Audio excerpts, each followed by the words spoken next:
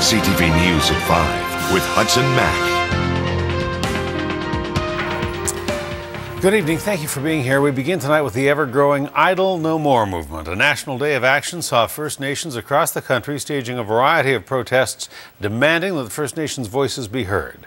On Vancouver Island, it was a day marked by a blockade of the Pat Bay Highway by the Saanich First Nations and their supporters.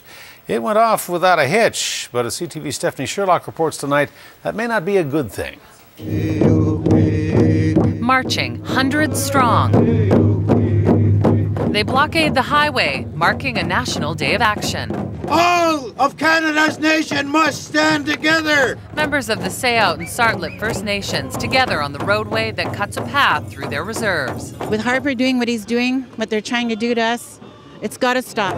They are protesting the federal government's Bill C-45, saying it strips them of treaty rights and endangers the environment. Canada only allows us to exist. It's time to let the children live.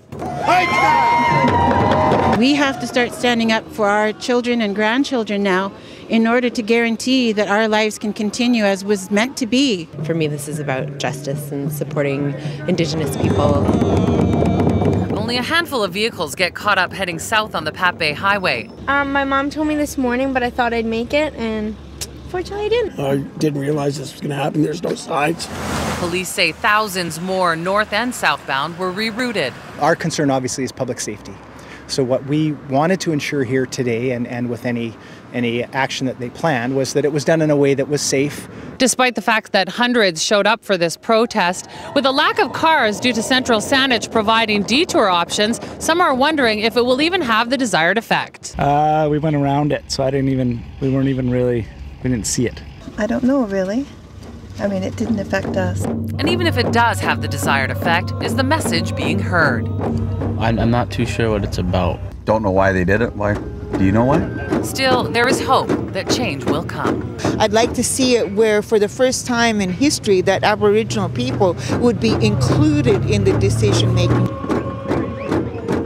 Stephanie joins us now live with more. Stephanie, not a lot of cars, as it turned out, were actually stopped at the site.